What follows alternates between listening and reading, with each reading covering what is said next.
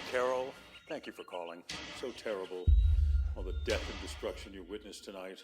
You are in no danger. Your life is your own. Please know that. Okay. Are there any questions you might have for us, Carol? Anything at all? I guess to start with, what the fuck is happening? Who is we? Why is everybody suddenly we? Who is we? We is us. Just us. Who the fuck is us? Us. You know my name. You know Helen. 14 months ago, astronomers discovered a radio signal from 600 light years away. It's a recipe, it turns out. Scientists have created this sequence in a lab. Didn't know any better. It is not a living thing, per se. It is more akin to a virus. It's kind of a psychic glue, capable of binding us all together. What the hell is wrong with you people? We just want to help, Carol. We will figure out what makes you different. Figure it out. Why? So we can fix it. So you can join us. You are please, Robbie! Psychopaths! Oh, the end of the world. Surviving it is kind of a double-edged sword. On one side, you get unlimited freedom and potential, but it can also be a pretty lonely and boring experience. That's also depending on how the world exactly ended. In the series of Pluribus, it actually had a pretty peaceful outcome. Meaning, if you're immune to this outbreak that pretty much took over all of humanity, you get to live life as lavishly as you ever wanted to. And while some of us, like myself, may be more inclined to act like Carol in frantically trying to solve the situation or figuring out a way to stop it, there are some people that I could definitely see acting more like Koumba. Koumba Diabaté. Played by Samba Shukta. Very sorry if I mispronounced that. Hedonistic, carefree, and genuinely unbothered by the circumstances surrounding them. Now, my first impressions of Koumba weren't the greatest. Him, like the other immune, were frustrating me so much. But I'm hoping by the end of this video, I could shed a little bit of a different light on Koumba as a character. Now, when the series originally started, I was more leaning on the side of Carol, finding the situation way too severe and way too drastic to be taken lightly. Yet when she meets other immune folk, none of them seem too concerned with everything. Either ready to embrace the lifestyle like it was normal to begin with, or embrace the luxuries with having that much power in an open, free-range world. This is where the character of Koumba comes in. Now, I actually made a poll to ask what all of you thought of Koumba. The options were essentially, is he being realistic, is he being selfish, or is he being a bit of both? And believe it or not, it's leaning towards both or even just selfish. One commenter, scantily sad, said, I feel conflicted about him because on one hand, I can see that he's a caring person, empathetic, and even likable at times, even though he's ridiculous and gaudy, but on the other hand, him taking advantage of humans who don't have autonomy is really gross. And this is actually a really good point. Depending on your perspective, Koumba could fully be putting whatever is left of humanity in there in a very unconsensual situation. Or if humanity truly is just one and okay with everything, maybe they don't really mind. Or maybe humanity's gone and it's a hive mind that's taken over that's from some alien planet. Either way, Koumba seems to defend his actions by asking questions like this. Have I behaved in an untoward fashion? Have I shown you, any of you, affection that was in any way unwelcome? For us, affection is always welcome. Whether or not this justifies what he's doing is hard to say, but it does seem very realistic for what a human is potentially likely to do. When Carol's trying to discuss what they can do to reverse things or how they can fix this situation, Koumba has a different perspective on the matter. The future of humanity is in our hands. As scary as that sounds, it is. It is up to us to put the world right. Why? He sees this situation as a form of world peace, something that seemingly should never happen. To me, this line of thinking, coupled with his more hedonistic nature, made me think that he came off as a very neglectful and selfish individual. Someone who's eager to just embrace the world's pleasures despite the fact that it will get boring very quickly. We're first introduced to Koumba when Carol is meeting the other immune individuals. While everyone else is inside the airport hangar, meeting Carol in person, Koumba arrives a little bit later, taking a presidential plane. Dornished in a lavish, colorful suit and surrounded by models, he's obviously taken full advantage of the luxuries at his disposal, even joking about a nuclear football. But I specifically want to break down the scene where Carol is trying to reach out to the immune. She approaches this situation like everyone should be prepared to move or act, asking if they have any doctors or scientists. But as she continues talking, she's slowly beginning to realize nobody actually cares. Carol, like me watching, was pretty taken back by that question. But notice how everyone else is either completely neglecting what she has to say or directly hostile towards her. And Carol isn't so chipper herself, even throwing slight jabs at everyone around her. And it does not matter how nice they are to us or how many supermodels they send to peel our grapes and jerk us off. That does not change the fact that this is not right. Her biggest argument is that what's happened to the people of the world is wrong. But when asked what exactly they should be doing, she doesn't really have an answer. And it's only at this point, when there's nothing else she can say or nothing to add to her case, that Koumba decides to finally share his perspective. I am not convinced things are as bad as you say. He specifically waited, heard her out, and then shared his own point of view. Her entire argument pretty much culminated in her saying, "We've seen this movie before." Doesn't end well. Which is an argument that only fits so many perspectives. Yet from Koumba's side of things, his arguments actually make a lot more sense. As we speak, no one is being robbed or murdered. No one is in prison. The color of one's skin, by all accounts, now meaningless. All zoos are empty. All dogs are off their chains. Peace on earth. Keep in mind his mention of no prisons and that all the dogs are off their leash, as we'll get back to that in a moment. But in recent episodes, we've gotten to see a little bit more of him. We see that he's grown confident in his luxury and has now recreated fictitious scenarios of his own success. Which, to be fair, seems like something a lot of us would do, which touches on another aspect of this character.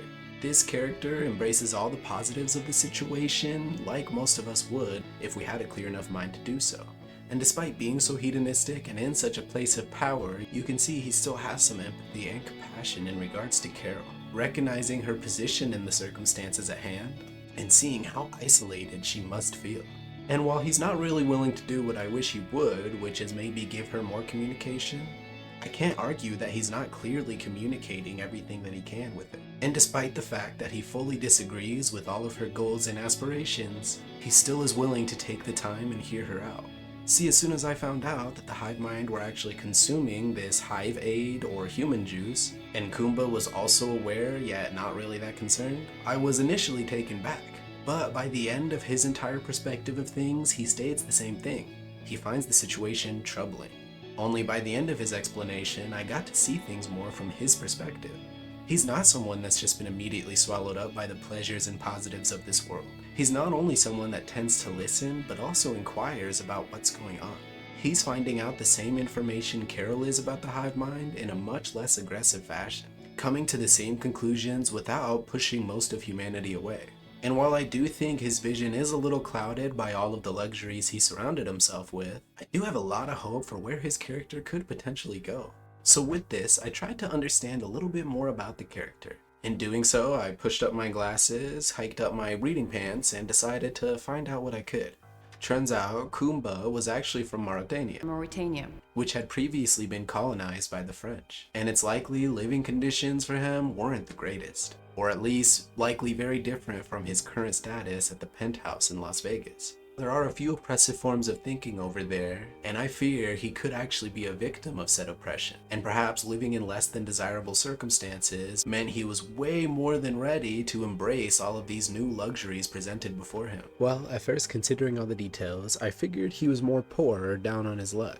However, after more research, I did find a pretty solid argument to be made about him potentially living a more luxurious lifestyle beforehand as well. This comes from Reddit user OKCup. They state that due to Koumba's knowledge of alcohol, he could be someone who's well-traveled, as Mauritania is an Islamic nation with a total ban on alcohol. Yet he mentions the best martini he's had. He also corrects folks when drinking to make sure they cheers. And he also seems to possess strange and inconsequential trivial knowledge, like the fact that the Elvis ghost could reside within the Las Vegas penthouse. There's also the fact that he could afford enough education to learn fluent English. Now, I feel it's important to add that slavery is still a bit of a touchy subject going on. And after some research, I found that the circumstances are a little more nuanced than something my Western perspective could really understand. So I could be completely misinformed here, and am open to someone who is more knowledgeable of the subject to provide more insight down in the comments below. Though from my understanding, Mauritania was one of the last places to abolish slavery. And while they did do so, and while slavery is legally criminalized, due to the political and environmental circumstances of the area, it's harder to go and find or create business for yourself. Meaning some ex-slaves could be forced no other direction than to their previous owners just to find safe working conditions. It's said that the common slave experience could vary because slavery is so common. Now again, there's a lot of different perspectives on what's going on in regards to slavery in Mauritania.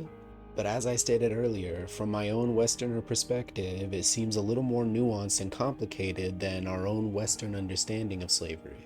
Still, that doesn't change the fact that there is a massive divide between those who are wealthy and those who are poor, let alone the social working class divisions. And while there may not be legal slaves, there could be people there still indebted to different families. The reason I bring all this up is because I wanted to bring forward the question regarding Koumba's character. Is it possible that Koumba came from a rich and prominent family? A family that could have potentially owned slaves themselves or been privileged enough not to worry about it? And does this explain why Koumba doesn't necessarily see anything wrong with what he's doing to them? Either way, it looks like Koumba at some point could have potentially either been really poor or very well off before the eventual outbreak took place.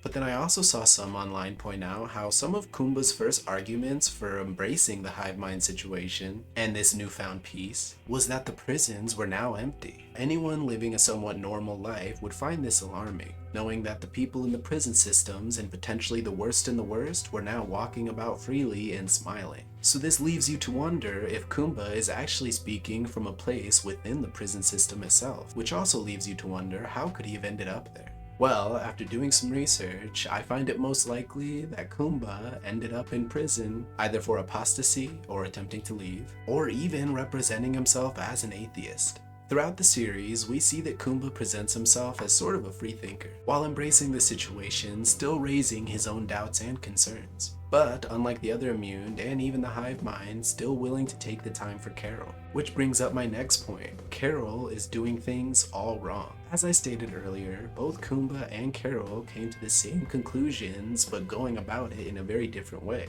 In Carol's process, she ended up pushing everybody away from her and turning the world against her. Now, I personally can appreciate the drive and honesty she presents, and honestly think I'd be right there with her in regards to figuring out answers. But her frantic spiral into isolation has left her being a bit aggressive. Which, yeah, the hive mind eating people looks bad from any perspective. But when you also look at how open and honest the hive mind were being about the whole thing, it leaves you easy to understand where Koumba's coming from. In his perspective, he truly believes the hive mind to be an amalgamation of all of humanity put together, leaving them in constant harmony and inner peace. This also means that he wouldn't want this species to slowly die out due to their moral obstacles they placed on themselves. Meaning he basically treats the Pluribians as their own individual entity. An entity that, regardless of the chaos in its inception, still has done nothing but provide for not only the planet, but for the immune themselves. And now he's in a place where he has a very close connection to the hive mind. Unlike Carol, who's gonna have a much tougher time figuring out answers if she needs to. I mean, we already see how across the world, to reach the hive mind, Carol just has to dial a single-digit 0 on any phone, even if it's in the Las Vegas penthouse. Carol is so frantic and desperate to get the world back to her own sense of normal that she's never stopped to consider what other people's sense of everyday life or normalcy can actually be. Should any of our assumptions about Koumba and his upbringing be correct, and he maybe didn't live the most lavish life beforehand, it makes sense that him and the other immunes would be working so closely with the Pluribians. While some may just be pretending that life is still normal in the way it was, He is more treating his life as a king, or someone who is deprived of many of the basic everyday luxuries we take for granted. As from some people's perspective, especially considering they could have been so scorned by humanity in general, this truly is the best version of world peace they can get. Maybe even the only one they can actually imagine. However, part of me wonders if in the end, this faith and trust in the hive mind will actually be worth it. Again, all of this argument about trusting the plebeians or not trusting the plebeians solely resides on what the plebeians are telling us. Their actions so far have only been chaotic and completely robotic. While there is an organization to everything they're doing now, that was with the snuffing out of humanity's chaos altogether. Again, we've already seen several cases where the plebeians omit information and don't fully disclose things until it becomes sort of a problem. I also find it a little suspicious that there's only 13 immune in the entire world. Couple this with the reference that most government officials seem to have died at the exact same time, as well as the idea that they likely would have the same memories and thoughts as government officials who knew some of the darker secrets of the world's doings, the more conspiracy theory stuff. It's also very strange that the hive mind have this biological tendency to not harm life. And sure, it could just be a moral choice, but it seems like something they just physically can't do. And we know the hive mind as a whole does have strange physical responses to some of the situations on Earth. Like when someone is extremely aggressive with them, they tend to all seize up. Or when someone is deliberately trying to rip answers out of them directly, they all simultaneously share a different response. A response so powerful that they needed to distance themselves from Carol. Comedically, Carol just kind of hurt their feelings and they need some space. But I'm wondering if this moment when Carol was trying to find out more was actually her getting very close to figuring things out. Hence why the plebeians need to retain a physical distance but are still so willing to help with whatever she needs. If this was an emotional thing, they probably wouldn't want to help her at all. No, everything about this virus proves that it's beyond some sort of recipe to make a species happy and docile. Which, if you're a conqueror with the ability to take over an entire planet by turning its species into mindless, subservient zombies, that would make complete sense. Either way, I have to say, with the world facing such a crazy virus outbreak, I know for a fact I would be reacting very similarly to Carol here in this situation. But man, I really hope in any situation I handle things as well as Koumba seems to. Who, after making this video, I think I'll officially say is my favorite character in the series. Which means he's probably gonna die brutally somehow.